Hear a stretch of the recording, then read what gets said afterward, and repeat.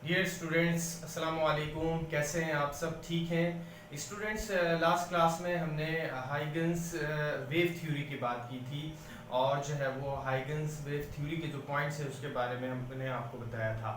तो स्टूडेंट्स, अब चूंकि हाइगन्स की वेव थ्योरी जो थी वो जो है वो उसके पॉइंट्स जो है वो ज़्यादा सक्सेसफुल रहे as compared to the Newton corpuscular theory. तो इसीलिए जो हाइगन्स वेव थ्योरी है वो जो है वो सक्सेसफुल साबित हुई किसी हद तक। मोस्टली जो है वो फिजिशिस्ट ने उस पे एक्सपेरिमेंट भी किए जो कि आगे चल के आपको जो है वो बताएंगे।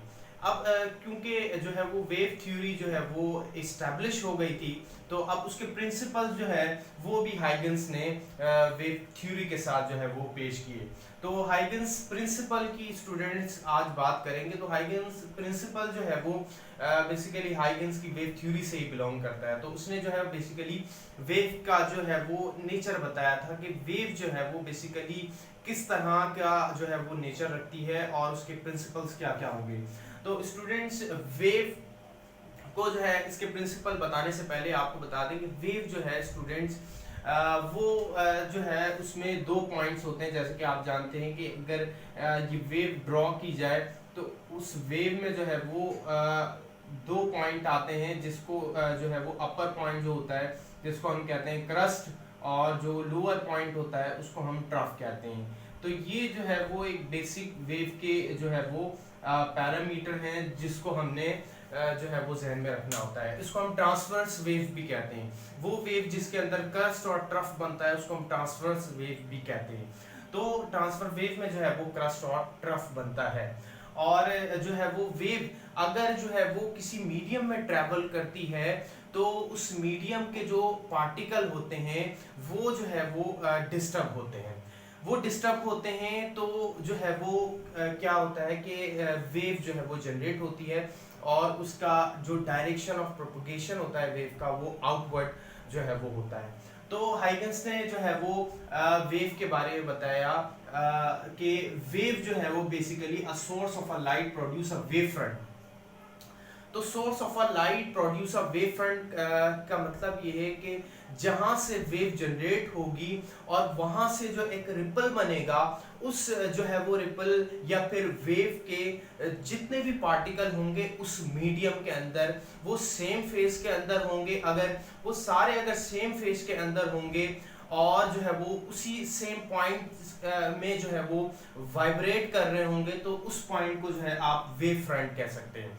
तो वो पॉइंट जो है वो वेव फ्रंट कहलाएगा। अब जो है वो वेव को अगर हम वैसे तो लाइट वेव जो है वो भी ट्रांसफर वेव है तो लिहाजा सेम नेचर रखती है। अगर हम नॉर्मली तौर पर जो है वो जनरल वेव की बात करें तो इसका एग्जांपल में हम वाटर वेव को ले सकते हैं। तो वाटर वेव में स्टूडेंट्स अगर हम कोई स्टोन वगैरह ड्रॉप करेंगे उसमें डिस्टर्ब जनरेट करेंगे तो उसमें जो आउटवर्ड वेव बनेगा स्टूडेंट वो कॉन्सेंट्रिक जो है वो वेव होगा, क्योंकि वो मेन सोर्स है, जो मेन सेंटर के अंदर सोर्स जो जनरेट हुई है उससे एक जो है वो स्फेरिकल जो है वो वेव बना है और उसके जो पार्टिकल होंगे वो सेम जो है वो फेस के अंदर होंगे। तो वो जो पॉइंट होंगे वो पॉइंट जिसमें पार्टिकल जो है वो तमाम पार्टिकल सेम फेज के अंदर होंगे उस पॉइंट को जो है वो वेव फ्रंट कहलाते हैं, कह सकते हैं। तो स्फेरिकल वेव फ्रंट जो है वो इस तरह से जो है वो वेव फ्रंट होंगे जिसमें तमाम पार्टिकल जो है वो स्टूडेंट सेम फेज के अंदर हों और जो है वो तमाम पार्टिकल जो है वो सेम पॉइंट पर जो है वो डिस्टर्ब कर रहे हों या जो है वो उनकी मोशन जो है वो सेम हो अपनी मीन पोजीशन से। तो ये स्फेरिकल वेव फ्रंट होगा। तो अब बाकी आगे देखते हैं कि wave front can be consider as a source of the secondary wave front called wavelets. अब इसने बताया यही वेव फ्रंट जो फर्स्ट वाला वेव फ्रंट है इसमें इसके मीडियम में मौजूद जितने भी पार्टिकल होंगे ये पार्टिकल अब बिहेव करेंगे एज अ सोर्स। यानी कि पहले एक सोर्स थी सेंटर के अंदर, उससे जो है वो वेव बना, स्फेरिकल वेव फ्रंट बना। अब उस स्फेरिकल वेव फ्रंट के जितने भी पार्टिकल हैं उस मीडियम के अंदर वो हर particle as a source behave करेगा। जैसे कि मैंने यहाँ पे आप देख सकते हैं ये पॉइंट जो बनाए हुए हैं ये एज अ सोर्स बिहेव कर रहे हैं, और यहाँ से आप देख सकते हैं एक जो है वो स्फेरिकल वेव फ्रंट जनरेट हो रहा है, कॉन्सेंट्रिक स्फेरिकल वेव फ्रंट जो है यहाँ से बन रहा है। अब इसको जो है वो स्टूडेंट सेकेंडरी वेवलेट्स कहा गया, या सेकेंडरी वेव फ्रंट भी आप उसको कह सकते हैं।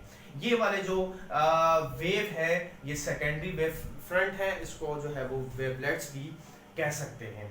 तो अब जो है वो आगे हम सेकंड पॉइंट देखते हैं student, the new position of the wave front after time t can be found by drawing a tangential plane to all the secondary wavelets. यानी कि इसका मतलब ये है कि अब उसी वेव फ्रंट से एक टेंजेंशियल ड्रॉ किया जाएगा। वो टेंजेंशियल जो है वो अगर स्फेरिकल वेव फ्रंट है तो हर सेकेंडरी वेव फ्रंट से जो है वो टच होता हुआ जो है वो पॉइंट पूरा स्फीयर बनना चाहिए।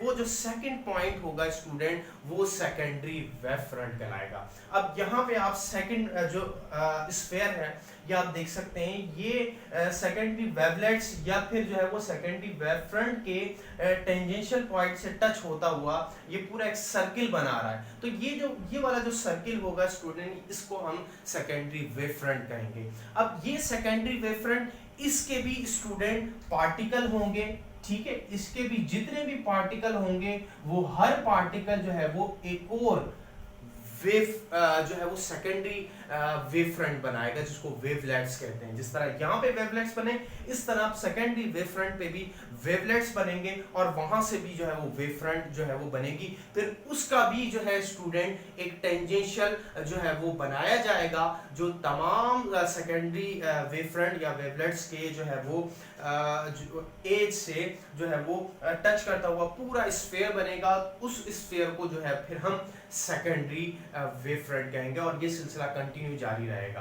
तो ये जो है वो वेव इस तरह से आगे मूव करेगी, एनर्जी कैरी करेगी। हमें पता है कि वेव जो है वो एज अ एनर्जी कैरियर है, तो ये एनर्जी कैरी करते हुए आगे मूव करेगी और पार्टिकल जो है वो मीडियम में डिस्टर्ब होते रहेंगे इस तरह की पोजीशन में, इस तरह की पोजीशन में। और जैसे कि हमने बताया कि जो डायरेक्शन होगी वेव की तो वो आप रे से ड्रॉ कर सकते हैं। स्फेरिकल वेव है, यहाँ पे आप देख लें तो यहाँ पे जो डायरेक्शन होगी स्फेरिकल वेव की वो ये होगी, यानी कि वो आउटवर्ड जो है वो वेव ऐसे फैल रही होगी, ऐसे मूव कर रही होगी। जैसा कि हम वाटर वेव की बात करते हैं, वाटर वेव जो है वो इस तरह से आउटवर्ड मूव करती है। अब स्टूडेंट्स होता क्या है कि जब ये वेव आगे की जानिब मूव करती है, ऐसे फैलती है, तो फिर क्या होता है, एक जो इसका जो कर्वेचर होता है स्टूडेंट वो डिक्रीज होता रहता है। जो कर्वेचर है स्टूडेंट एक वक्त ऐसा आएगा ये बिल्कुल डिक्रीज हो जाएगा, और जब इसका जो कर्वेचर है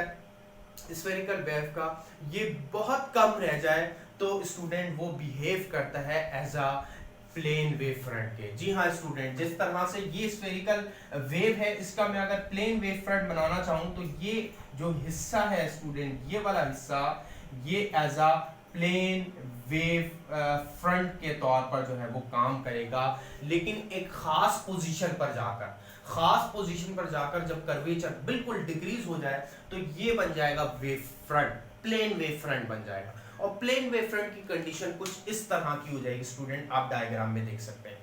ठीक है स्टूडेंट, तो यहाँ पर ये जो है उसी तरह से जिस तरह से हमने स्फेरिकल जो है वो वेव फ्रंट बनाए हैं, उसके वेवलेट्स बनाए हैं, सेकेंडरी जो है वो वेव फ्रंट बनाए हैं, तो यहाँ से भी बिल्कुल इसी तरह से क्या होगा। अब आप देख सकते हैं कि इसमें किस तरह से जो पार्टिकल जो है वो इसके वेव में जनरेट होंगे और सारे पार्टिकल सेम फेज में होंगे, और हर पार्टिकल जो है वो अनदर सोर्स जो है वो बिहेव करेगा वेव का, और वो हर पार्टिकल जो है वो सेकेंडरी वेव फ्रंट कहलाया गया, उसको वेवलेट्स भी हम कह सकते हैं। और फिर उसमें एक और टेंजेंशियल ड्रॉ किया जाएगा जो कि सेकेंडरी वेव फ्रंट बनेगा।